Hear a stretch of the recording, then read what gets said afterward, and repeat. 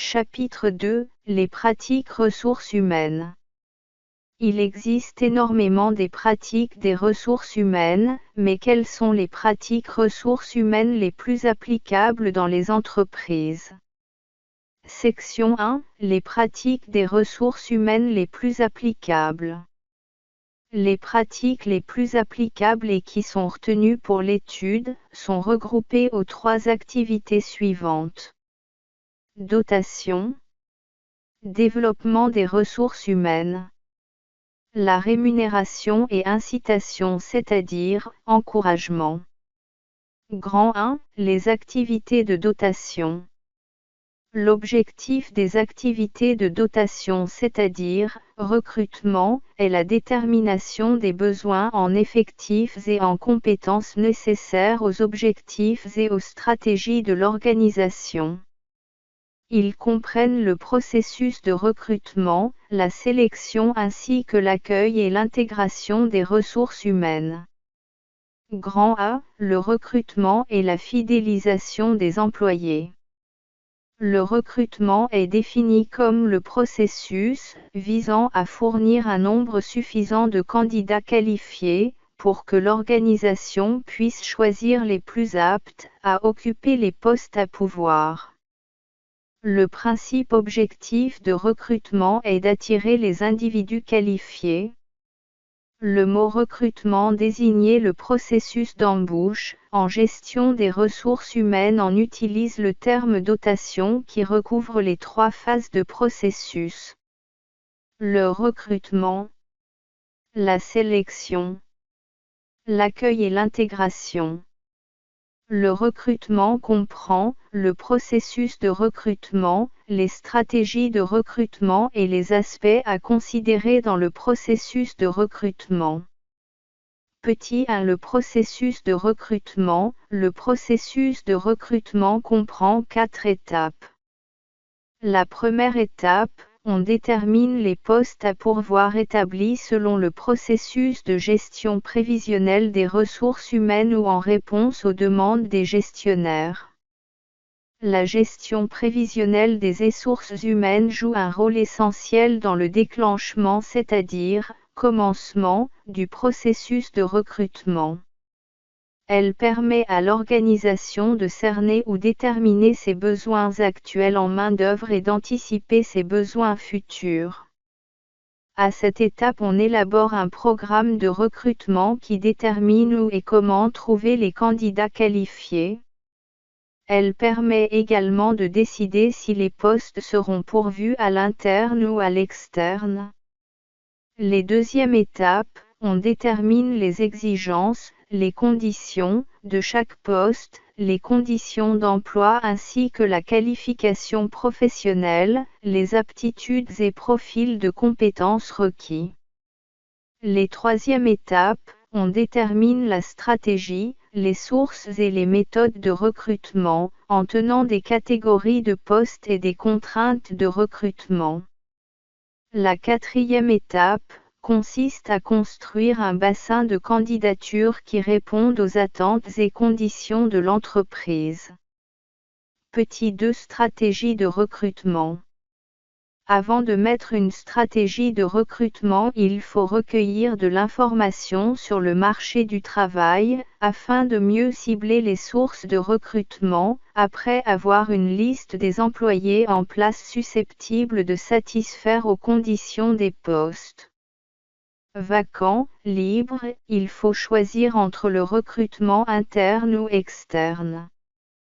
Concernant le recrutement interne est caractérisé par des avantages, faible coût, la satisfaction des employés, la possibilité de garder le personnel qualifié et prometteur, promotion, des inconvénients, les conflits entre les employés, la jalousie, l'esprit de discrimination, distinction, l'inégalité entre les employés, Le recrutement externe permet d'éviter plusieurs de ces inconvénients, et permet aussi d'embaucher les professionnels et des candidats de haute compétence où l'entreprise ne le dispose pas. Petit 3. Les aspects à considérer dans le processus de recrutement. Quand on veut élaborer la stratégie et la méthode de recrutement, il faut tenir compte de plusieurs contraintes, notamment des politiques de l'entreprise, des conditions économiques et des contraintes juridiques. Les politiques et les programmes de ressources humaines peuvent constituer des contraintes ou des balises dont il faut tenir compte avant commencer le processus de recrutement. Les conditions socio-économiques et le marché de travail. Pour rester compétitive dans sa recherche de candidats, l'organisation doit augmenter ou au moins concevoir des incitations immatérielles pour compenser l'absence ou la faiblesse. Des incitations matérielles. Parmi les incitations immatérielles, horaires flexibles, un milieu de travail stimulant, la possibilité de développer ses compétences. Les contraintes juridiques, les activités de recrutement doivent prendre en considération de toutes les conditions juridiques, trouvant dans différents textes de loi. Il s'agit d'abord des obligations qui garantissent l'équité, l'égalité d'emploi. Grand B. La sélection, l'accueil et l'intégration des ressources humaines. La sélection, l'accueil et l'intégration des ressources humaines permettent aux entreprises de déterminer les meilleurs candidats et de les intégrer dans leurs nouveaux postes. Afin de favoriser leurs chances de succès et leur productivité en un court temps. Petit 1. Processus de sélection des ressources humaines. Le processus de sélection consiste à recueillir et à évaluer l'information sur chaque candidat, et l'accueil et l'intégration des ressources humaines consiste à présenter le nouvel employé à ses collègues, et le familiariser avec les différentes composantes de son milieu de travail. Le processus de sélection permet à l'organisation d'obtenir les objectifs suivants. Embaucher les meilleurs candidats possibles. Contribuer à la mise en œuvre de la stratégie de l'organisation. Renforcer la culture organisationnelle. Respecter les programmes d'équité en emploi. Favoriser la mobilité interne des employés et la réalisation de leur plan de carrière. Trouver les intersections entre les intérêts individuels et les besoins organisationnels. Petit 2. Les étapes de processus de sélection. Le processus de sélection des ressources humaines vient immédiatement après processus de recrutement. Il comprend les étapes suivantes. Étape 1. Établir les critères de sélection du poste à pourvoir. Étape 2. Déterminer les instruments de sélection pertinentes et en établir la séquence pour réaliser les étapes 3 et 4. Étape 3. Procéder à la sélection, les candidatures qui correspondent aux critères de sélection exposés aux étapes 1 et 2. Étape 4. Comparer les candidatures de la liste restreinte et déterminer les meilleures candidatures à l'aide des instruments de sélection de l'étape 2. Étape 5. Choisir le candidat. Étape 6. Négocier les conditions d'emploi avec le candidat et lui faire l'offre.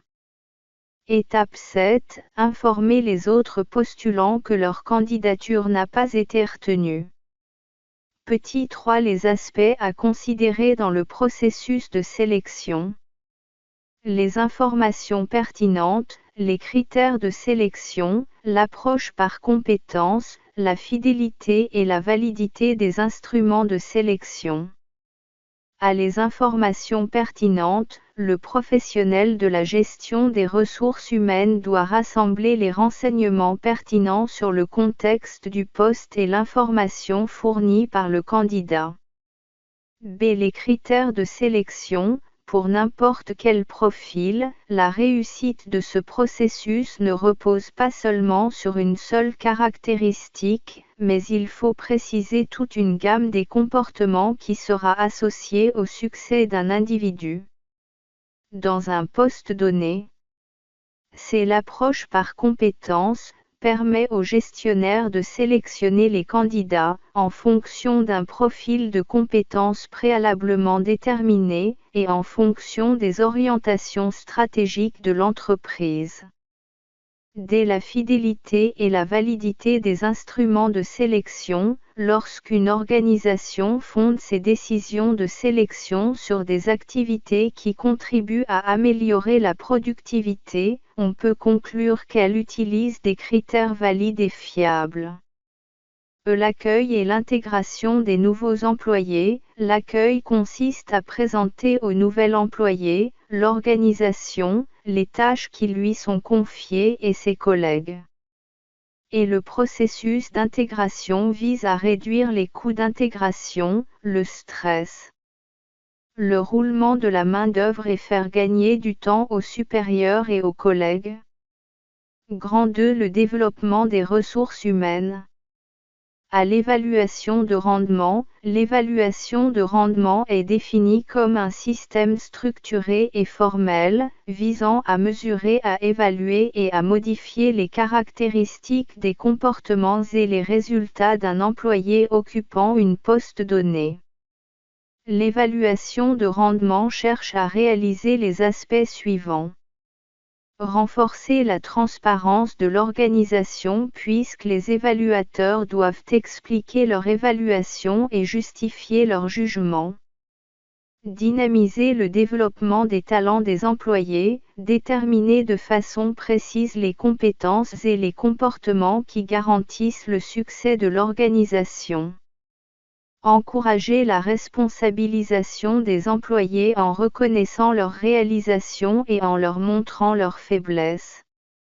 Donc l'objectif de l'évaluation de rendement sont de porter un jugement sur les résultats obtenus, ensuite aider l'employé à améliorer son rendement et enfin de modifier certains processus de gestion. Petit 1. Les étapes du processus d'évaluation de rendement se déroulent en 4 étapes. Étape 1. Choix des critères d'évaluation, consiste à déterminer les critères d'évaluation qui doivent être fidèles, valides et mesurables et ils doivent être liés aux responsabilités et aux composantes du poste occupé par l'employé qu'on évalue. Étape 2. Choix des méthodes d'évaluation, consiste à sélectionner là où les méthodes d'évaluation utilisées. Étape 3. Évaluation, identification des écarts de rendement, sert à déterminer les modalités du déroulement de l'évaluation et de l'analyse qui en découle. Étape 4. Rétroaction, application de mesures correctives. On cherche à cette étape les explications des écarts de rendement observés et appliquer les mesures correctives. Petit 2. Les aspects à considérer dans le processus d'évaluation du rendement. Pour élaborer un système d'évaluation fiable, efficace et répond aux attentes de l'évaluation, de l'évaluateur et l'évalue. Il doit s'intéresser aux aspects suivants, les critères d'évaluation, les sources d'information, le contexte d'évaluation et les écarts de rendement. Petit 3. Les méthodes d'évaluation du rendement. Il existe plusieurs méthodes d'évaluation du rendement. Certaines sont applicables à toutes les catégories d'emploi et d'autres sont adaptées à certains postes précis. On peut regrouper ces méthodes en 3 approches. Les approches comparatives reposent sur la réponse aux questions suivantes, qui a le meilleur rendement dans le groupe? À qui devrait-on assigner telle ou telle tâche? Les approches descriptives des traits et des comportements sont évaluer le travail de l'employé à partir de critères prédéfinis. Les approches axées sur les résultats portent essentiellement sur la production. La méthode la plus utilisée dans ces approches est la gestion par objectif. Elle permet d'assurer une grande cohérence entre les objectifs individuels et les objectifs organisationnels. La méthode de gestion par objectif comporte 4 étapes. Étape 1, la détermination des objectifs à atteindre. Étape 2, la détermination d'un échéancier. Étape 3, l'appréciation du rendement en fonction des objectifs. Étape 4, l'établissement de nouveaux objectifs. Grand B, développement des compétences. Le développement des compétences vise à combler chez les employés les lacunes actuelles et futures qui misent à leur rendement. Le développement des compétences poursuit plusieurs objectifs. Enrichir et mettre à jour les connaissances des employés. Préparer les employés à des changements de poste dans le cadre des programmes de gestion des carrières. Combler les lacunes et susciter des attitudes positives. Petit 1, les étapes de processus de développement des compétences. Étape 1, détermination des besoins. Analyse générale des besoins en fonction des objectifs organisationnels. Analyse des besoins liés à l'exécution des tâches. Analyse des besoins en fonction des attentes individuelles. Analyse des besoins liés aux caractéristiques démographiques du personnel. Détermination des objectifs du programme. Étape 2, conception et mise en œuvre. Détermination, le contenu du programme de développement des compétences. Détermination des intervenants. Détermination des conditions favorables aux activités de développement des compétences. Choix des techniques de formation. Conduite des activités. Étape 3, évaluation. Détermination des critères d'évaluation. Élaboration des outils d'évaluation. Evaluation de la formation. Evaluation des formateurs. Evaluation du transfert des connaissances. Grand C, la gestion des carrières.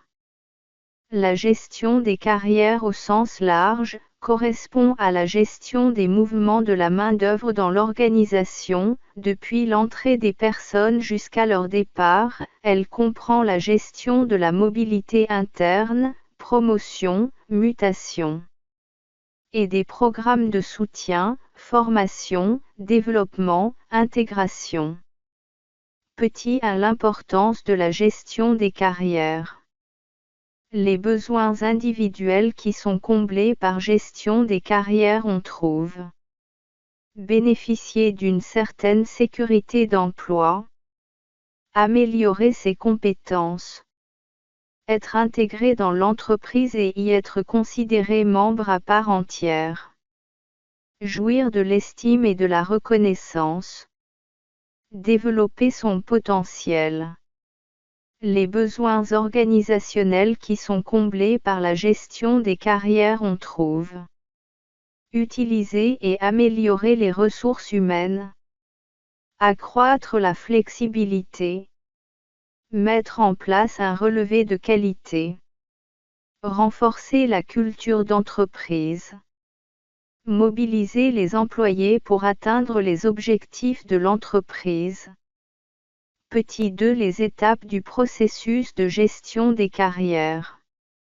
Pour bien comprendre la notion de la gestion des carrières, il faut distinguer entre composantes individuelles et celles organisationnelles. Du point de vue de l'employé, la carrière se définit en fonction de ses expériences au travail et résumée dans les étapes cruciales de sa progression professionnelle. Du point de vue de l'organisation, la gestion des carrières consiste à planifier les mouvements de main-d'œuvre de façon que les employés restent compétents et que les besoins organisationnels futurs soient comblés. Le processus de gestion des carrières comprend 3 étapes. Étape 1, la planification de carrière, consiste à informer les employés des possibilités de la carrière existant dans l'organisation, puis à élaborer un plan de carrière qui puisse répondre à leurs attentes et à leurs aspirations. Étape 2, la mise en œuvre du plan de carrière, qui consiste d'une part à résoudre les problèmes particuliers qui obstaclent à la carrière et d'autre part, à mettre en application des pratiques organisationnelles qui visent à aider les employés à orienter leur carrière. Étape 3, l'évaluation du processus de gestion des carrières, consiste à établir les critères de performance qui permettent d'évaluer si le système en vigueur satisfait les besoins individuels et doter l'organisation d'une main-d'œuvre compétente, disponible, mobilisée et prête à prendre la relève. Petit 3, les aspects à considérer dans la gestion des carrières. L'efficacité de la gestion des carrières repose sur la prise en compte de nombreux facteurs qui sont à le contexte organisationnel, le système de gestion des carrières ne peut être utile que s'il contribue à répondre aux besoins organisationnels, ainsi que le niveau des effectifs, les compétences acquises et les comportements souhaités. B. Le partage de la responsabilité, le gestionnaire évalue le rendement de l'employé, comparer les résultats de l'évaluation avec les aspirations de carrière, lui donne de la rétroaction, ensuite, clarifie le plan de carrière de celui-ci à la lumière des besoins, des compétences et des attentes qu'il présente, tout en tenant compte des besoins organisationnels. Grand 3, la rémunération. Petit 1, les diverses formes de rémunération. La rémunération monétaire à court terme, cette forme de rémunération correspond essentiellement au salaire fixe prévu, pour le type d'activité exercée par le collaborateur. Ce fixe peut être varié en fonction d'ancienneté, la formation de base ou l'expérience dans l'activité. La rémunération monétaire à moyen terme, le collaborateur n'obtient sa rémunération qu'après un laps de temps, qui peut durer plusieurs années. Elle concerne les actionnaires et les salariés qui participent au capital de la société, c'est la forme de rémunération différée. La rémunération à long et très long terme, ce type de rémunération concerne une capitalisation, pour couvrir les risques survenant en fin de vie professionnelle. Cette catégorie de rémunération contient le régime de retraite et les systèmes récents d'assurance. La rémunération sous la forme d'avantages en nature, il s'agit de tous les avantages et des biens donnés par l'entreprise à ses salariés. Petit 2, les différents types de salaires, la rémunération est généralement payée, G-postel, en fonction d'un des 3 critères suivants, le temps, le rendement, ou la tâche. Le salaire au temps consommé, il est calculé en fonction du temps passé, consommé, à effectuer le travail et ceci quelle que soit la valeur du travail fourni. Le salaire au rendement, ce type de salaire a été développé dans des contextes où le contrôle du travail effectué est difficilement réalisable et où la méfiance de l'entreprise à l'égard des collaborateurs existe. On distingue 3 types de salaires, aux pièces, à prime, et à commission. Le salaire à la tâche, cette rémunération est fréquemment destinée à des spécialistes qualifiés, qui ont chargé des missions que l'entreprise incapable de le combler. Petit 3, la démarche d'élaboration et la mise en œuvre d'une politique salariale. Cette démarche peut se résumer en 5 étapes. Étape 1. L'analyse de l'environnement externe. Il s'agit essentiellement de mener des enquêtes de salaire au niveau national, régional et sectoriel. Étape 2. L'analyse de l'environnement interne. Il s'agit ici de tenir compte de la culture et des objectifs de l'entreprise. Étape 3. Détermination des objectifs de la politique des salaires. Une fois le diagnostic, l'entreprise peut alors préalable formuler des objectifs quantitatifs. Maîtriser l'évolution de la masse salariale, réduire les écarts des salaires, et qualitatifs, fidéliser les personnels, lier performances et rémunération.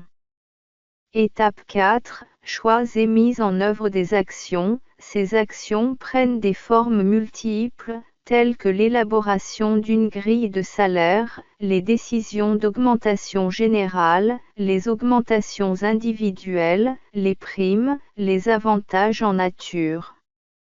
Étape 5. Contrôle et actions correctives. Il s'agit de contrôler la masse salariale.